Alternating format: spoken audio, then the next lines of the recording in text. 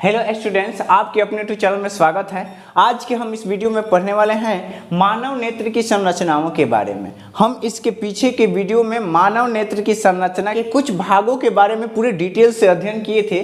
जैसे कि हम इसके पीछे के पार्ट 1 वीडियो में हम पूरे डिटेल से अध्ययन किए हैं आइरिस के बारे में, पुतली के बारे में, कार्निया के बारे में, नेत्र लेंस के बारे में, सिलियरी पेशी के बारे में और रक्त पटल के बारे में, ठीक ना।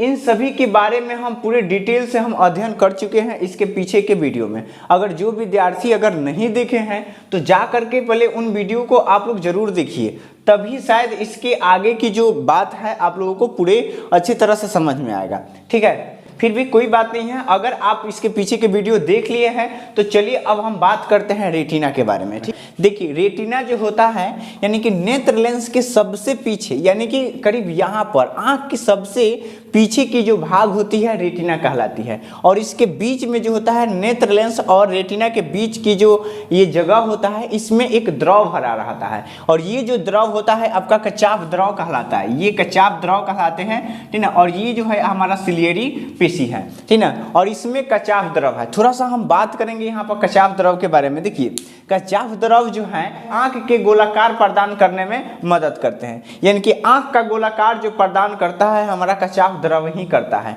अगर ये द्रव नहीं होता तो क्या होता, ये द्रव अगर नहीं होता तो हमारी आंखें जो है यानी कि छोटी हो जाती। जिस तरह से एक बैलून में अगर आप जल भर दीजिए और भरने के बाद थोड़ा सा यानी कि किसी नीडल वगैरह से लेकर के उसके जल निकाल दीजिए तो आपका बैलून कैसा हो जाता है, सिकुड़ के छोटा हो जाएगा। उसी प्रकार से अगर हमारे नेत्र में कचाफ द्रव नहीं पाया जाएगा तो हमारी आंखें जो है छोटी हो जाएगी, यानी कि ठीक तरह से कोई भी यानी कि पार्ट इसका काम नहीं कर पाएगा। समझ रहे हैं ना बातों को। इसलिए किसी भी एक्सीडेंट वगैरह के दौरान अगर हमारे आंखों से ये द्रव अगर निकल जाता है तो ये आंख जो होता है डैमेज हो जाता है, फिर से ये द्रव इसमें नहीं आ पाते हैं, ठीक ना।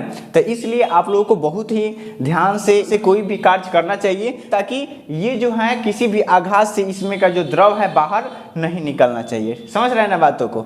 तो चलिए अब हम बात करते हैं रेटिना के बारे में। देखिए रेटिना जो होता है यानी कि मानव नेत्र का सबसे एक देखा जाए तो महत्वपूर्ण भाग होता है, क्योंकि अगर हम किसी वस्तु को देखते हैं, किसी वस्तु को, तो इसका प्रतिबिंब जो बनता है इसी पर बनता है। यानी कि अगर आप किसी वस्तु को देख रहे हैं कि उसका जो फोटो है हमारे रेटिना पर ही बनता है। रेटिना को दृश्य पटल के नाम से भी जाना जाता है। देखिए रेटिना जो है प्रकाश संश्लेषी ऊतकों का बना होता है, ठीक ना।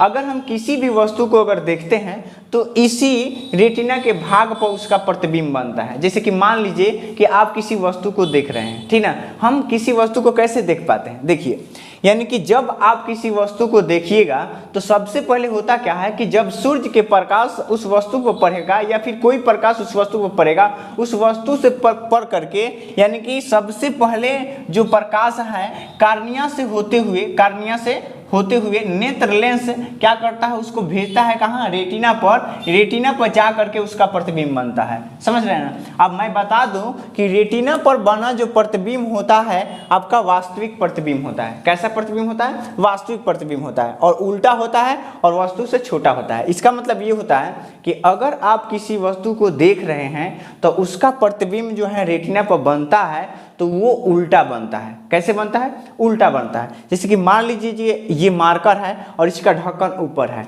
आप इसको देख रहे हैं ऊपर, लेकिन रेटिना पर जो प्रतिबिंब बनता है इसके ठीक उल्टा बनता है, यानी कि नीचे हो जाएगा ढक्कन और ये हो जाएगा ऊपर। समझ रहे ना बातों को। यानी कि हम किसी भी वस्तु को अगर देखें तो उसका जो प्रतिबिंब होता है रेटिना पर बनता है और वो प्रतिबिंब यानी कि वास्तविक उल्टा और वस्तु से बहुत छोटा होता है। तो फिर कहिएगा कि सर जब उल्टा बनता है तो हमको उल्टा ही देखना चाहिए। नहीं, ऐसा कुछ नहीं होता है। देखिए होता क्या है, पूरा क्लियर इसको समझिए, ठीक ना। कि रेटिना पर बहुत सारे प्रकाश संश्लेषी कोशिकाएं होती है, बहुत सारे प्रकाश संश्लेषी कोशिकाएं होती है। जब प्रतिबिंब बनता है रेटिना पर तो वे जो प्रकाश संश्लेषी कोशिकाएं हैं सक्रिय होकर के और विद्युत संवेदन पैदा करती है, और संवेदन पैदा कर करके कुछ जो इसमें ऑप्टिक नस होती है उन नसों के द्वारा भेजती है किसके पास, माइंड के पास भेजती है, और फिर वो माइंड सीधा देखने का आभास करता है। क्या करने का आभास करता है? सीधा देखने का आभास करता है। फिर से समझिए इस बातों को, ठीक ना।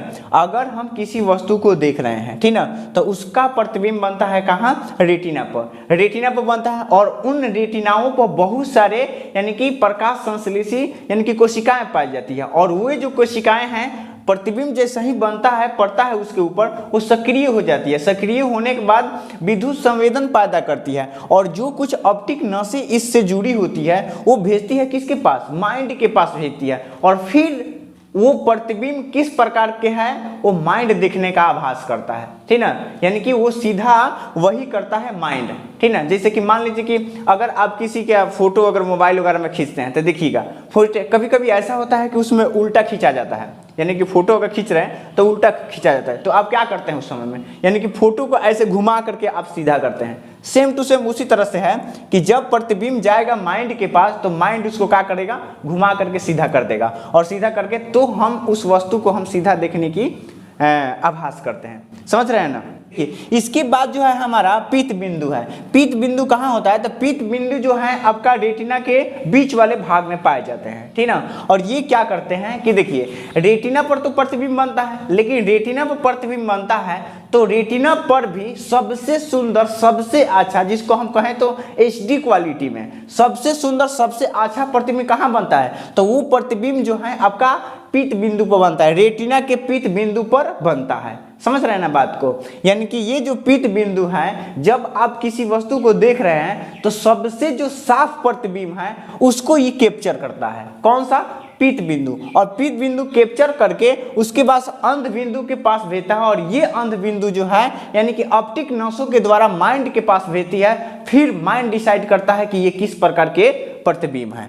अगर आपके माइंड में उन्हीं के जैसा अगर पहले से कोई प्रतिबिंब होगा तो आप उन वस्तुओं को पहचानने में थोड़ा सा भी दिक्कत नहीं होता है, आप उन वस्तुओं को बहुत आसानी से पहचान लेते हैं। अगर आपके माइंड में उस तरह का कोई प्रतिबिंब नहीं है तो फिर माइंड जो है अलग से क्रिएट करना चाहता है कि वो किस प्रकार के प्रतिबिंब है। जैसे कि मान लीजिए कि आप इसके बारे में जानते हैं कि ये मार्कर है,